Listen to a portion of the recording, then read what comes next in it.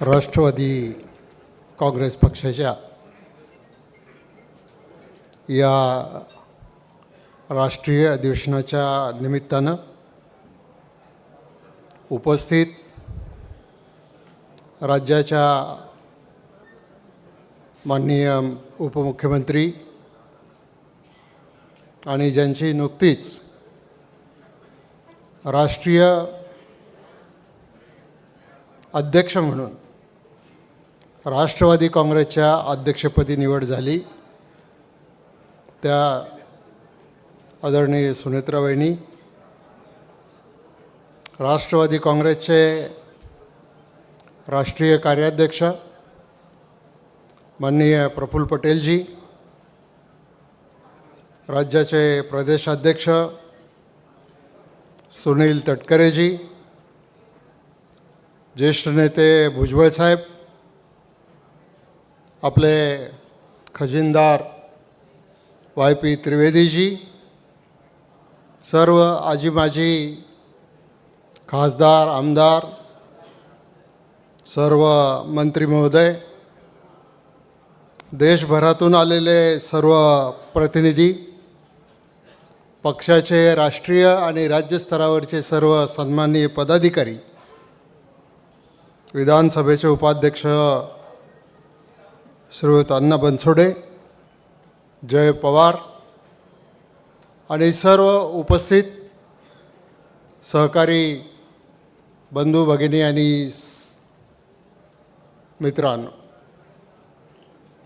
आज अतिशय एका आगळ्यावेगळ्या परिस्थितीमध्ये आपण या राष्ट्रीय अधिवेशनाचं या ठिकाणी आयोजन केलं आणि राष्ट्रीय अध्यक्षपदी आपण सर्वांनी एकमताने आदरणीय सुनेत्राताईंची निवड या ठिकाणी केली. त्याच्याबद्दल प्रथमतः मी आपले आभार मानतो आणि सुनेत्रा वहिनींना अध्यक्ष म्हणून, राष्ट्रीय अध्यक्ष म्हणून, राज्याच्या उपमुख्यमंत्री म्हणून, पक्षाच्या प्रमुख म्हणून काम करण्याच्यासाठी, पक्षाला पुढे घेऊन जाण्यासाठी आणि अजितदादांचं राहिलेलं स्वप्न पूर्ण करण्यासाठी आपण सर्वजण त्यांना मनापासून शुभेच्छा देऊया आणि पक्षाला पुढे नेण्याचं काम करूया. आज ही परिस्थिती निर्माण होत असताना मनामध्ये एक प्रकारची चलबल आहे की आज अजितदादा आपल्यामध्ये नाहीत. अजितदादांच्याबद्दल, त्यांच्या कार्याबद्दल प्रफुल्ल वहिनी, सुनीलजींनी, भुजबळ साहेबांनी अतिशय सविस्तर अशी मांडणी केलेली. एक नेता शून्यामधून एवढं कार्य करतो, तो आपल्या स्वतःच्या कष्टामधून, कर्तृत्वामधून त्या ठिकाणी पोचला. याचा अभिमान आपल्या सर्व राष्ट्रवादी परिवाराला राज्यस्तरावर आणि देशस्तरावर होताच. पण जे नीतीच्या मनात काय होतं माहिती नाही. अचानक काळानं घाला घातला, दादांचं दुर्दैवी निधन झालं आणि सर्व राष्ट्रवादी परिवार हा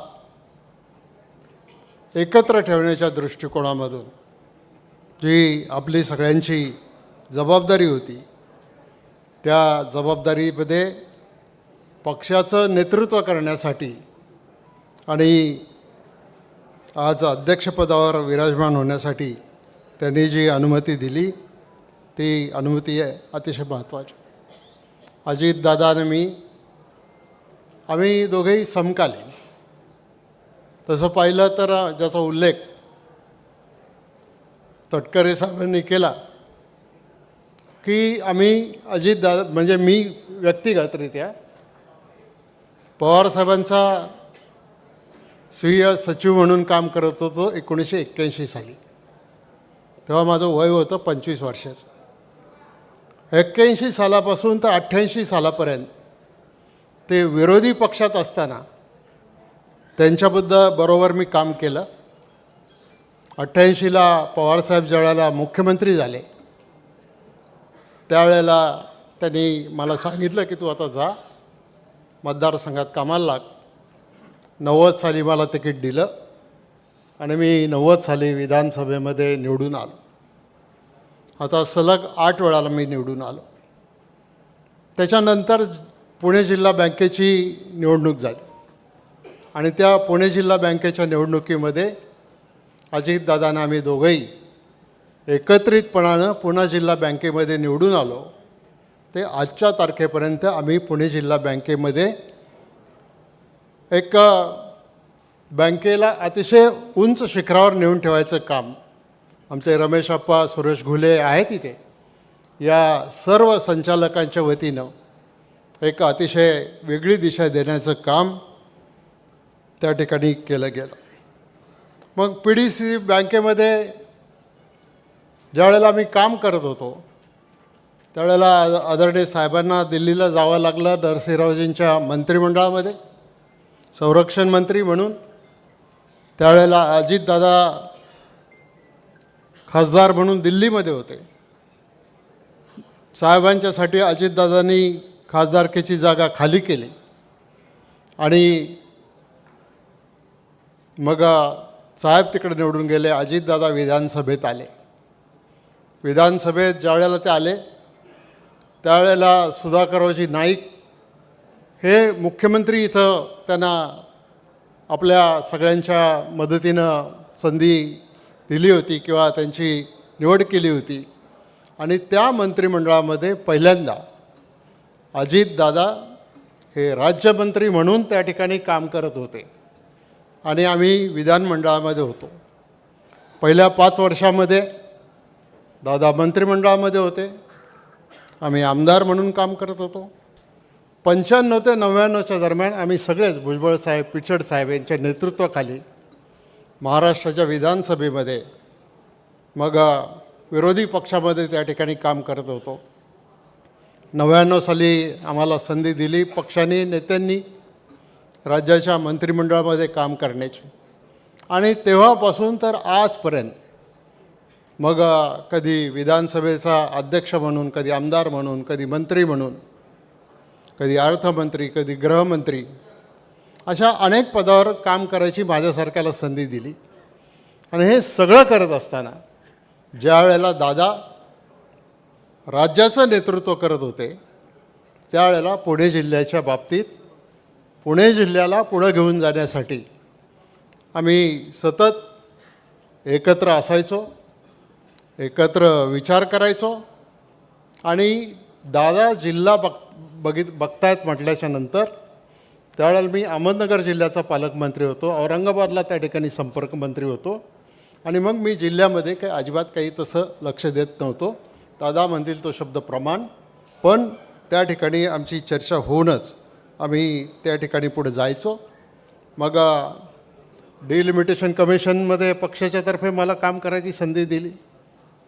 मग त्याच्यामध्ये पक्षाची निवडणूक आली तर निवडणुकीचा अधिकारी म्हणून काम करायची मला त्या ठिकाणी संधी दिली, राज्यस्तरावर संधी दिली आणि हे सगळं अतिशय विचारपूर्वक एकत्रितपणानं बसून आम्ही दोघं जिल्ह्याचं राजकारण त्या ठिकाणी करत होतो.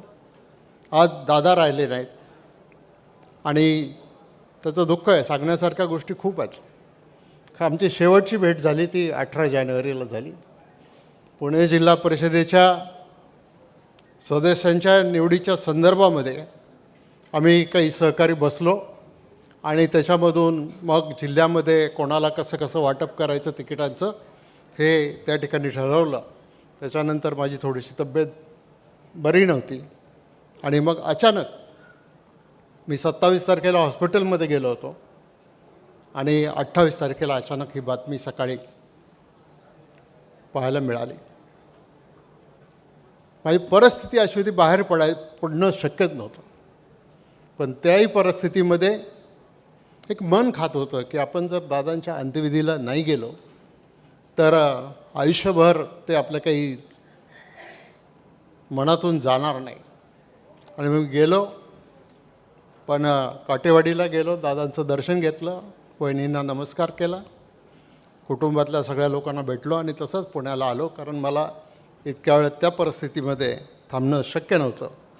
आणि म्हणून आज दादांच्या जाण्यानंसुद्धा एक वेगळी पोकळी निर्माण झालेली आहे आणि ती पोकळी भरून काढण्याचं काम आपल्या सगळ्यांना त्या ठिकाणी करायचं. आता दादांच्या विमानाला अपघात झाला का आणखीन काय झालं याच्या संदर्भामध्ये चौकशीसाठी आपण मुख्यमंत्र्यांच्याकडे सुनेत्राताईंनी आणि सगळ्या पक्षातल्या वरिष्ठ नेत्यांनी निवेदन दिलेलं आहे आणि त्या संदर्भामध्ये CBIच्या मार्फत चौकशीची मागणी आपण त्या ठिकाणी केलेली आहे.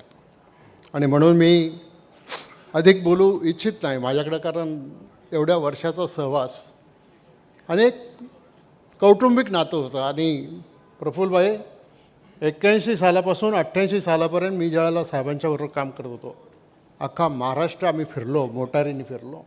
त्यावेळेला विमानं, हेलिकॉप्टर काय नव्हतं, अँबॅसेडर गाड्या असायच्या आणि त्या गाड्यांमध्ये इतकं त्यांच्याबरोबर मला फिरायला मिळालं, काम करायला मिळालं, शिकायला मिळालं. त्यांना माहीत होतं मी काही नोकरी करत नाही, मी काही अप्रेंटिसशिप म्हणून त्यांच्याकडे काम करतो आहे. आणि त्याचं कारण की माझे वडील कैलासवासी दत्तात्रय वळसे पाटील हे 67 साली ज्या वेळेला आमदार होते त्यावेळेला साहेब पहिल्यांदा, ते आणि साहेब दोघंही पहिल्यांदा विधानसभेमध्ये निवडून आले होते. तेव्हा साहेबांचं सुद्धा वय होतं 27 वर्षाचं. आणि तेव्हापासूनचा हा जो राजकीय प्रवास, एक सामाजिक क्षेत्रामध्ये काम करणं, विकासाच्या क्षेत्रामध्ये काम करणं, मग उद्या वसंतदादा शुगर इन्स्टिट्यूट असेल, राष्ट्रीय साखर कारखाना संघ असेल, रयत शिक्षण संस्था असेल, अशा अनेक संस्थांच्यामध्ये अजितदादांना आम्ही लक्ष घालून त्याच्यामध्ये या समाजाच्या संस्थांनासुद्धा मोठं करायचं काम आम्ही त्या ठिकाणी एक जी काही आमची थोडीफार वाटा उचलता येईल तो वाटा उचलायचं आम्ही त्या ठिकाणी काम केलेलं आहे. आणि म्हणून मी एवढंच सांगतो की अजितदादा मला नेहमी सांगायचे, आपल्याला कुठल्याही परिस्थितीमध्ये शाहू फुले आंबेडकरांची विचारधारा सोडायची नाही, ती विचारधारा घेऊनच आपल्याला पुढं जायचं. यशवंतरावजी चव्हाण असतील, त्यांचा विचार घेऊन पुढे जायचं. आणि पवारसाहेबांच्या बाबतीतसुद्धा त्यांनी कधी अनादर केला नाही. मी एवढंच सांगू इच्छितो की जी विचारधारा घेऊन आज सुनेत्राताईंच्या नेतृत्वाखाली आपण पुढे जातो आहे, ती विचारधारा शेवटपर्यंत घेऊन जाण्याचं काम आपल्याला सगळ्यांना करायचं आहे. माननीय प्रफुल्लभाई यांना भुजबळ साहेबांनी विनंती केली आणि मुश्रीफ साहेबांनी अनुमोदन दिलं. त्यांनी राष्ट्रीय कार्याध्यक्ष म्हणून त्या ठिकाणी काम कंटिन्यू करून सुनेत्राताईंना त्या ठिकाणी दिल्लीचं सगळं राजकारण सांभाळण्याच्या दृष्टिकोनातून, राज्याचं सांभाळण्याच्या दृष्टिकोनातून आपण ते स्वीकारलं. त्याच्याबद्दल आपलं मी मनापासून अभिनंदन करतो. आणि आज राज्यामध्ये सुद्धा तीच परिस्थिती आहे.